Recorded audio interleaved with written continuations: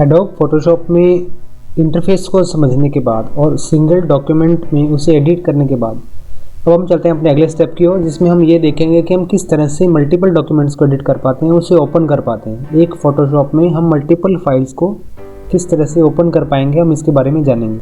Adobe Photoshop की application को open करने के बाद मैं यहाँ पर फाइल टैब पर क्लिक करता हूँ एंड देन ओपन सेलेक्ट करता हूँ। तो यहाँ पर मेरे पास दो फाइल्स यहाँ पर दिख रही हैं। अगर आप किसी एक को ओपन करना चाहते हैं तो आप एक पर क्लिक करके ओपन करें, लेकिन मैं दोनों को ओपन करता हूँ तो मैं दोनों को मार्क कर लेता हूँ, क्योंकि हमारा ये जो सेशन है ये मल्टीपल डॉक्यूमेंट्स में एडिट करने का सेशन है। तो इसमें मैं दो डॉक्यूमेंट्स को पिक करूँगा।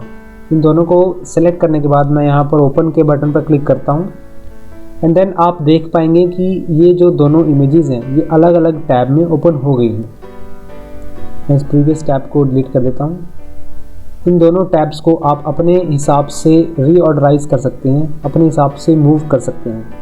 रीऑर्डर करने के लिए आपको सिंपल टैब पर क्लिक करना होगा और उसे अपने माउस बटन पर लेफ्ट क्लिक करके रखना होगा एंड देन क्लिक करके रखें और उसे ड्रैग करें नीचे की ओर। तो ये आप इस तरह से उस इमेज को अलग कर पाएंगे और मल्टीपल उसे देख पाएंगे कि आप यहाँ पर लेफ्ट साइड में इस इमेज को एंड राइट साइड में इस इमेज को देख पा रहे हैं।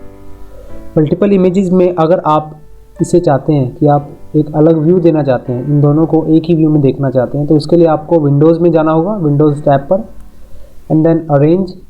और आप यहाँ पर देख सकते हैं अगर आप इसे वर्टिकली सिलेक्ट करते हैं तो आप उसे इस तरह से वर्टिकली देख पाएंगे, लेफ्ट साइड में ये इमेज, राइट साइड में ये वाली।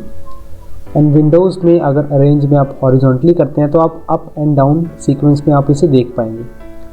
इसी तरह से ऐसे कई सारे ऑप्शंस हैं, आप इसे बारी बारी से वर्कआउट कर सकते हैं। अगर आप दो या दो से ज़्यादा इमेजेस को पिक करते हैं तो आप इन ऑप्शंस पर भी क्लिक। लेकिन अब मैं चाहता हूँ कि मेरी ये जो इमेज है ये प्रीवियस यानी कि पहले जैसी हो जाए, जैसा कि मैंने इसे इंपोर्ट करने पर जैसा कि ओपन की गई थी। अगर मैं इस फोटो को डिफ़ॉल्ट व्यू में सेलेक्ट करता हूँ या डिफ़ॉल्ट व्यू में देखना चाहता हूँ तो मैं विंडोज़ टैब पर क्लिक करूँगा एंड अरेंज सेक्शन में कंसोलिडेट ऑल टू टैब्स, यानी कि ये सभी इमेजेस को टैब्स में कन्वर्ट कर देगा। कोई भी इमेज कहीं भी फ्लोट कर रही होगी तो उसे सिंपली कंसोलिडेट करके उसे टैब में कर देगा।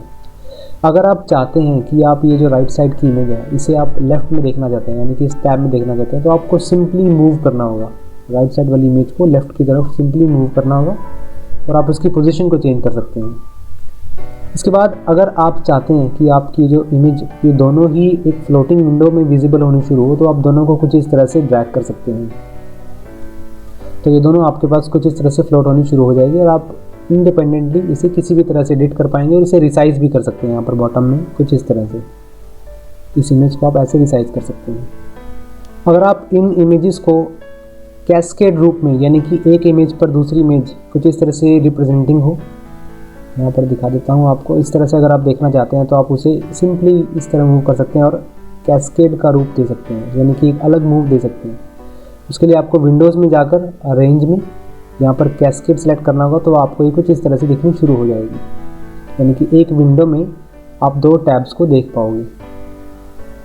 ये फ्लोटिंग विंडो को अगर आप दोबारा से वहीं एडजस्ट करना चाहते हैं तो आपको सिंपली ड्रैग करना होगा टॉप की तरफ और ये ब्लू लाइन की बॉर्डर आप देखते ही विजिबल होते ही आप उसे छोड़ दें। तो ये कुछ इस तरह से जैसा कि पहले हमारे पास विजिबल थी उस तरह से दिखनी शुरू हो गई है। अगर आप इन फाइल्स को क्लोज़ करना चाहते हैं, यानी कि मैं नहीं चाहता कि ये जो इमेज है मैं इसे क्लोज़ करना चाहता हूँ, तो मैं फाइल के टैब पर क्लिक करके क्लोज़ बटन पर क्लिक करूँगा तो ये सिंपली ये क्लोज़ हो जाएगी।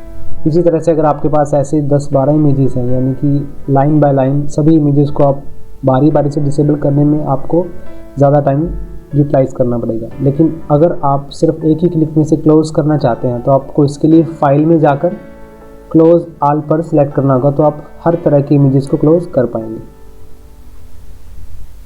आगे की कुछ वीडियोस में हम देखेंगे कि हम किस तरह से पैन और जूम कर सकते हैं, यानी कि इमेज को किस तरह से जूम रिलेटेड सेटिंग्स और उसे मूव करने रिलेटेड सेटिंग्स को देख पाएंगे, उसे चेंज कर पाएंगे।